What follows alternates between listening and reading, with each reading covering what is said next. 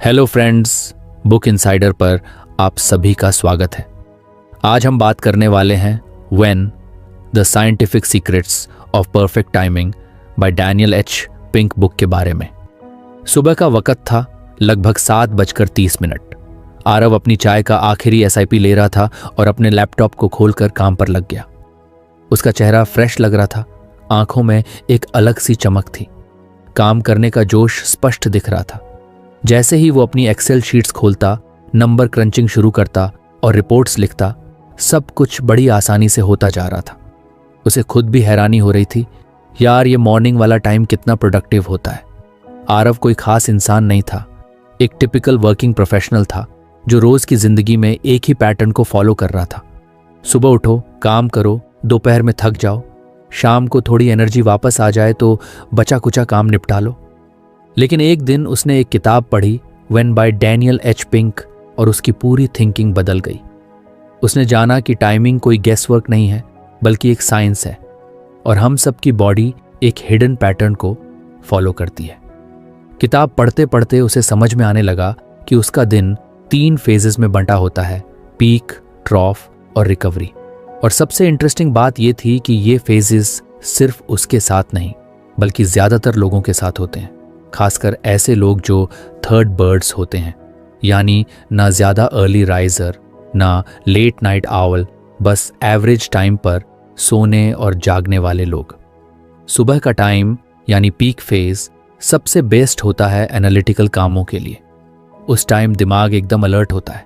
आरव को याद आया कैसे वो रोज सुबह के टाइम अपना सबसे टफ काम कर लेता है, रिपोर्ट्स बनाना, प्रेजेंटेशंस डिजाइन करना और ईमेल्स को लॉजिकली हैंडल करना। उस टाइम उसका दिमाग जैसे लेजर फोकस मोड में चला जाता था। लेकिन जैसे ही दोपहर का 1:30 बजता, आरव की एनर्जी जैसे हवा हो जाती। आंखें भारी, माइंड डल और बॉडी स्लगिश। उसका दिमाग चलना बंद कर देता था। उस टाइम कोई भी क्रिटिकल डिसीजन लेने का मन नहीं करता, और कभी लेना भी पड़ता तो बाद में रिग्रेट जरूर होता। एक बार उसे याद आया, दोपहर के इसी लो एनर्जी फेज में उसने एक क्लाइंट को कोड भेज दिया था जो बहुत कम था। बाद में उसके बॉस ने डांट लगाई और कहा, आरव तुमने इतने कम में डील क्यों फिक्स कर दी? और तब जाकर उसे समझ आया कि उसका जजमेंट उस टाइम पूरी तरह से रिलायबल नहीं था। डैनियल पिंक ने भी किताब में लिखा था कि इसी तरह डॉक्टर्स आफ्टरनून में ज्यादा गलतियां करते हैं, जैसे हैंड हाइजीन फॉलो नहीं करना, जिससे इन्फेक्शंस बढ़ जाते हैं। और जजेस भी दोपहर में ज्यादा हार्श डिसीजंस देते हैं क्योंकि वो भी टायर्ड होते हैं। आरव ने जब ये सब पढ़ा तो उसने सोच लिया कि वो अपनी लाइफ को इस नॉलेज से बेहतर बनाएगा। अब वो क्या करता? अपने सारे एनालिटिकल और हैवी काम सुबह 8 से 11 बजे के बीच करता। ईमेल्स, रिपोर्ट्स, डेटा एनालिसिस, सब कुछ इसी टाइम। दोपहर में 1 से 3 बजे के बीच वो कोई भी बड़ा डिसीजन नहीं लेता। इस टाइम स्लॉट को वो सेफ जोन मानता था, जहां सिर्फ लाइट काम होते थे, जैसे इनबॉक्स क्लीन करना, फालतू कॉल्स अटेंड करना या थोड़ा वॉक पर चले जाना। शाम होते होते जब 4 बजे से 6 बजे का टाइम आता, उसकी एनर्जी वापस आने लगती, रिकवरी फेज। इस फेज में उसका दिमाग थोड़ा रिलैक्स्ड रहता, लेकिन क्रिएटिव भी। अब वो ब्रेनस्टॉर्मिंग करता, नए आइडियाज सोचता, टीम के साथ इनफॉर्मल मीटिंग्स रखता। एक बार उसने शाम 5 बजे एक प्रोडक्ट आइडिया पर डिस्कशन किया था, जो बाद में उसके कंपनी के लिए बहुत सक्सेसफुल रहा। तब उसने महसूस किया कि उस रिलैक्स्ड एनर्जी में उसका दिमाग खुला रहता है, बिना प्रेशर के। उसने अपने दोस्त कबीर को भी ये कॉन्सेप्ट बताया। कबीर हंस पड़ा, भाई तू तो जैसे टाइम के साइंटिस्ट बन गया है। आरव ने भी हंसते हुए कहा, साइंस ही तो है, बस हमें समझना है कि हमारा बॉडी और माइंड कब किस चीज के लिए तैयार है। धीरे धीरे कबीर ने भी एक्सपेरिमेंट करना शुरू किया और पाया कि जब उसने अपनी मीटिंग्स को दोपहर से हटाकर सुबह या शाम शिफ्ट किया तो डिस्कशंस ज़्यादा प्रोडक्टिव हुए। और जब उसने कोड लिखना सुबह के टाइम किया तो बग्स कम आए। आरव ने अब अपनी टीम में भी ये नॉलेज शेयर करना शुरू किया। उसने कहा, हर किसी की प्रोडक्टिविटी अलग होती है, लेकिन ज़्यादातर लोगों का पैटर्न सिमिलर होता है, तो क्यों ना हम अपने स्केड्यूल को थोड़ा एडजस्ट करें। कई लोगों ने ट्राई किया और उनका फीडबैक भी पॉजिटिव रहा। कुछ लोग जिनका क्रोनोटाइप थोड़ा अलग था, मतलब वो नाइट आउल्स थे, उन्होंने अपने हिसाब से स्केड्यूल एडजस्ट किया। लेकिन एक बात क्लियर हो गई, timing is not just about discipline, it's about alignment. कभी कभी आरव सोचता था कि स्कूल और ऑफिस में हमेशा इस चीज को इग्नोर क्यों किया जाता है। मतलब बच्चों को सुबह 7 बजे स्कूल भेजते हैं, जबकि रिसर्च कहती है कि टीनेजर्स का ब्रेन लेट वेकअप के लिए वायर्ड होता है। और ऑफिसेज में सबको एक ही टाइम पर काम करने के लिए कहा जाता है, बिना समझे कि कौन किस टाइम पर बेस्ट परफॉर्म करता है। अब जब भी कोई आरव से प्रोडक्टिविटी का सीक्रेट पूछता तो वो कहता, काम कैसे करते हो ये मैटर करता है, लेकिन कब करते हो ये उससे भी ज्यादा मैटर करता है। आरव की लाइफ में अब पहले से ज्यादा क्लैरिटी थी। वो जानता था कि किसी भी दिन की शुरुआत कैसे करनी है, कब ब्रेक लेना है और कब अपने आइडियाज को उड़ान देनी है। और ये सब पॉसिबल हुआ बस एक छोटी सी बात समझकर कि टाइमिंग कोई मिस्ट्री नहीं, एक साइंस है। तुम भी सोचो, क्या तुमने कभी नोटिस किया है कि दोपहर में तुम्हारी एनर्जी कैसे लो हो जाती है? अगर आपको हमारी फ्री समरी अच्छी लगती है तो आप हमारे चैनल को सब्सक्राइब कर सकते हैं, हमारी मेंबरशिप खरीद सकते हैं या हमें यूपीआई के थ्रू सपोर्ट कर सकते हैं। अब समरी पर वापस चलते हैं। या क्रिएटिव आइडियाज कब आते हैं?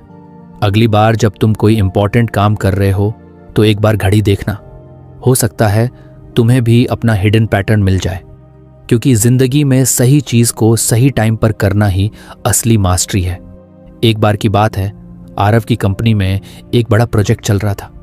क्लाइंट एक फॉरेन बैंक था और डील काफी हाई स्टेक थी। पूरे हफ्ते से टीम दिन रात काम कर रही थी और आखिरकार फ्राइडे को फाइनल डिसीजन मीटिंग रखी गई। टाइम था दोपहर के 2:30। आरव ने सुबह अपने सारे की पॉइंट्स प्रिपेयर कर लिए थे, प्रेजेंटेशंस रेडी थी और स्ट्रैटेजी भी सेट थी। लेकिन जैसे जैसे दोपहर का वक्त करीब आया, उसकी एनर्जी धीरे धीरे ड्रॉप होने लगी। आंखों में हल्की हैवीनेस, माइंड में हल्का कंफ्यूजन। वो महसूस कर रहा था कि फोकस स्कैटर हो रहा है। फिर भी उसने खुद को संभाला, टीम के साथ कॉन्फ्रेंस रूम में गया और मीटिंग शुरू हुई। क्लाइंट की तरफ से भी 3 लोग मौजूद थे, सभी विजिबली टायर्ड दिख रहे थे। मीटिंग की शुरुआत ठीक हुई, पर जैसे जैसे डिस्कशन गहराया, कुछ क्रूशियल डिसीजंस पर डिसएग्रीमेंट होने लगे। आरव की तरफ से जो ऑप्शन सबसे लॉजिकल थी, उसे क्लाइंट बार बार रिजेक्ट कर रहे थे, जबकि यही ऑप्शन सुबह की छोटी इंटरनल मीटिंग में सबको बेस्ट लगी थी। आरव को समझ नहीं आ रहा था कि इतनी ऑब्वियस बात को ये लोग क्यों ओवरलुक कर रहे हैं। मीटिंग 3 घंटे चली और आखिर में एक कॉम्प्रोमाइज वाला सोल्यूशन लिया गया, जो न क्लाइंट के लिए आइडियल था न कंपनी के लिए। बाहर निकलते ही आरव ने कहा, कुछ ठीक नहीं था इस मीटिंग में। उसी वीकेंड आरव फिर से अपनी पढ़ी हुई किताब व्हेन के नोट्स रिवाइज कर रहा था।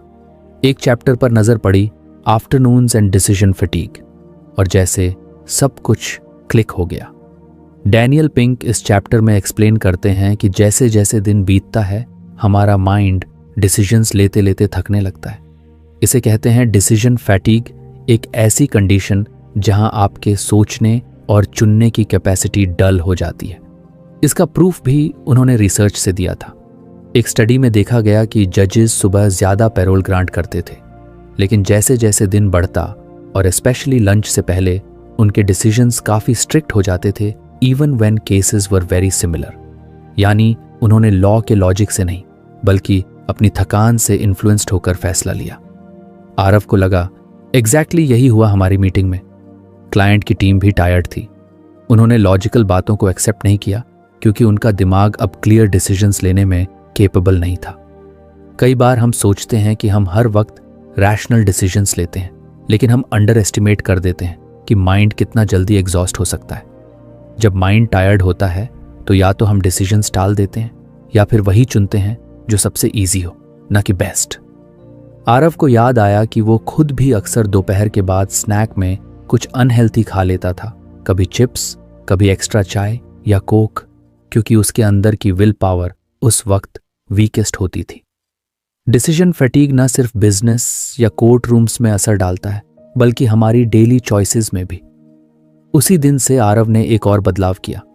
उसने सारे इंपॉर्टेंट डिसीजंस या मीटिंग्स को मॉर्निंग में शिफ्ट कर दिया। Client facing calls, pricing discussions या इंटरनल अप्रूवल्स अब सब सुबह 10 बजे से पहले होते, और अगर कोई ज़रूरी मीटिंग दोपहर में रखनी ही पड़ी तो वो बीच में 15 मिनट का प्रॉपर ब्रेक ज़रूर प्लान करता, स्नैक्स, चाय, थोड़ा वॉक, ताकि माइंड रिचार्ज हो सके। एक बार एचआर डिपार्टमेंट में एक हायरिंग इंटरव्यू रखा गया, टाइम था 3 बजे का।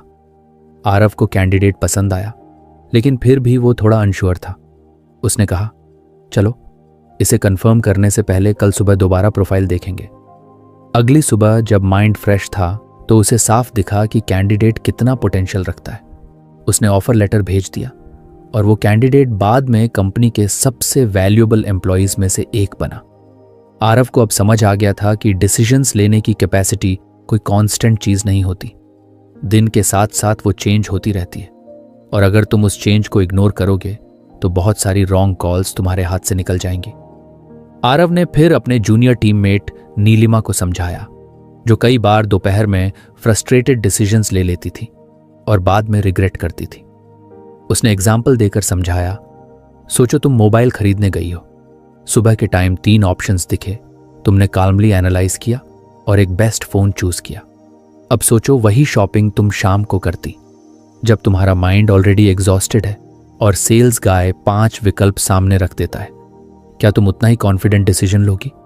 नीलिमा ने हंसते हुए कहा, शायद नहीं। मैं तो शायद कह देती, जो भी ट्रेंडिंग है वही दे दो। बस यही होता है डिसीजन फटीग, आरव ने कहा। एक इंटरेस्टिंग बात और थी जो आरव ने ऑब्जर्व की, सर्जरी डेटा।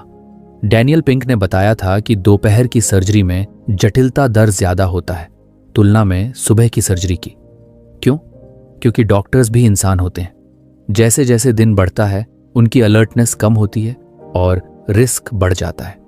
इसलिए स्मार्ट हॉस्पिटल्स अब स्केड्यूल्स शिफ्ट कर रहे हैं और क्रिटिकल ऑपरेशंस को मॉर्निंग में प्रायोरिटाइज करते हैं। आरव ने यह प्रिंसिपल अपने पर्सनल लाइफ में भी अप्लाई किया।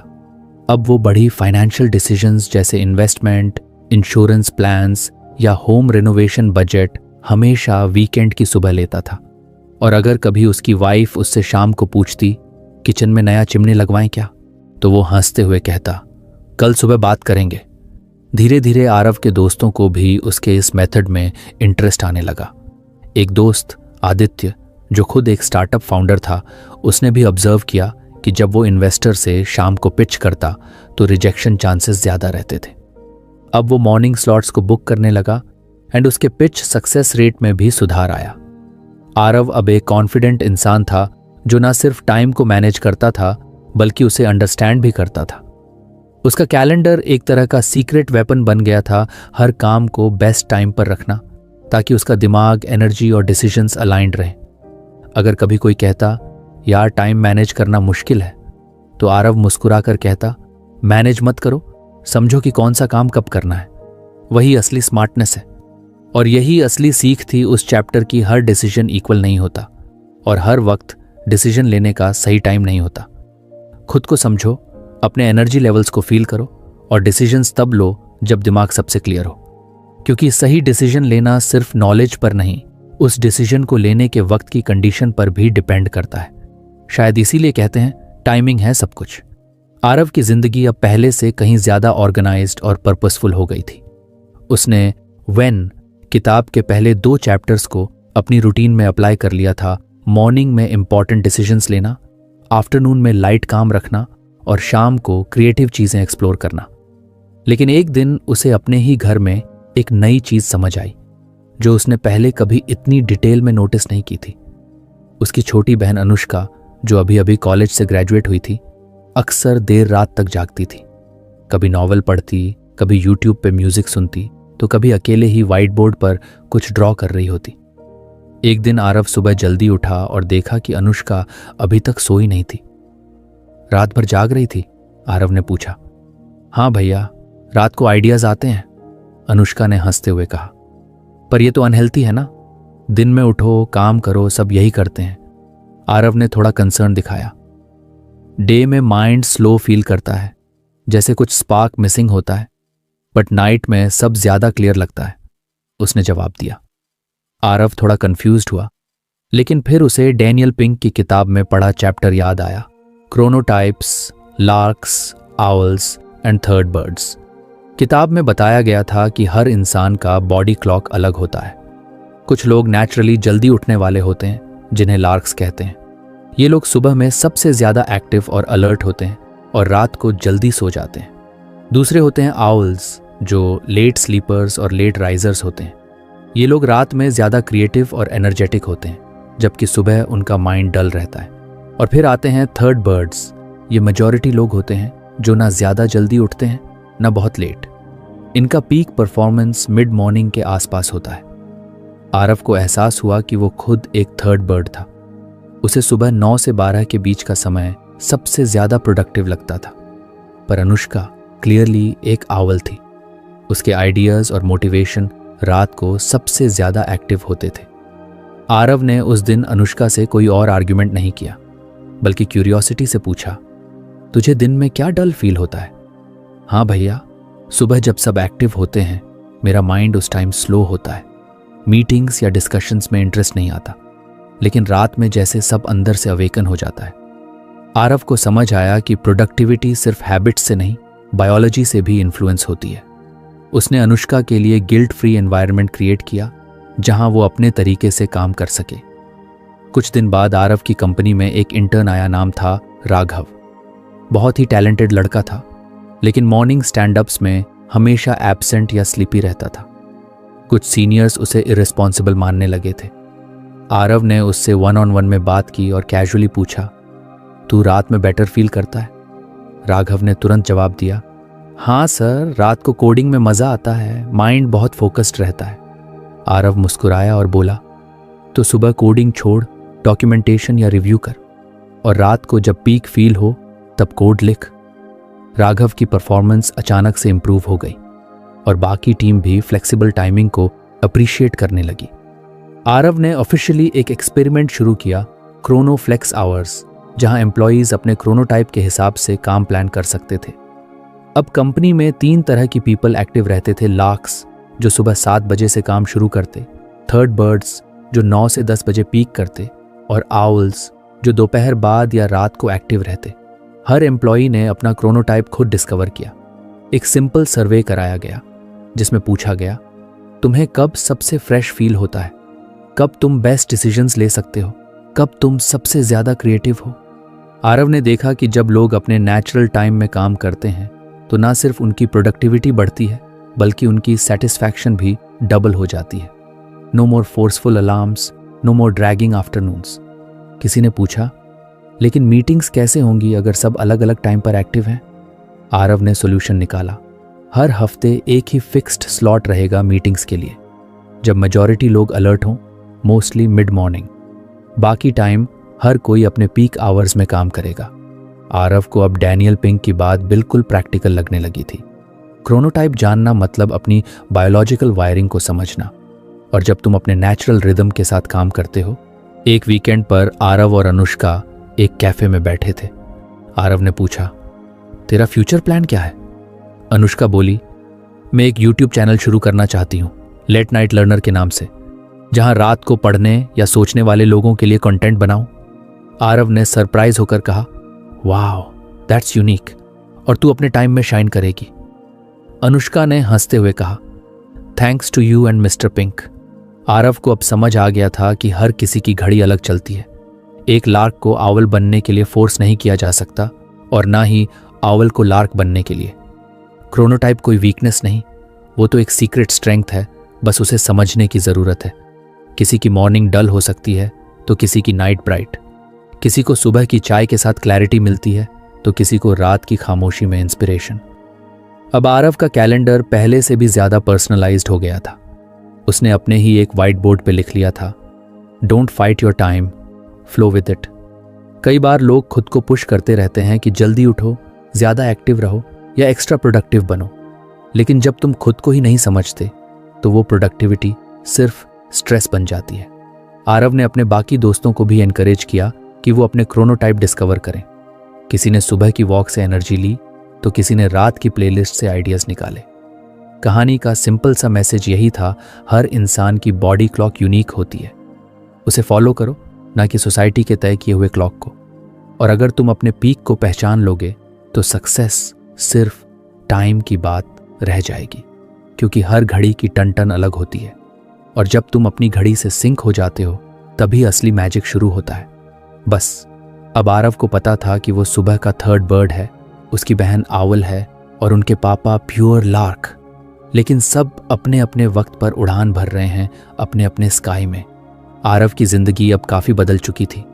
उसने अपनी बॉडी क्लॉक को समझ लिया था, अपने पीक आवर्स आइडेंटिफाई कर लिए थे और काम उसी हिसाब से डिवाइड कर दिया था।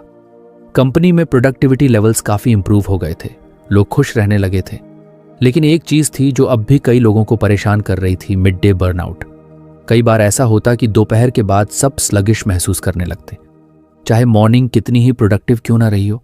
लंच के बाद एक भारीपन छा जाता, किसी का कंसंट्रेशन टूटने लगता, किसी की आंखें स्क्रीन पर टिक नहीं पाती और कुछ लोग तो मीटिंग में जम्हाई लेते पकड़े जाते।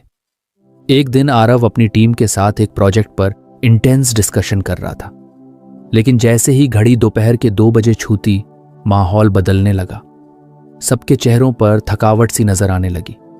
कोई चुप हो गया, किसी के जवाब स्लो हो गए और कुछ तो बार बार पानी पीने उठने लगे ताकि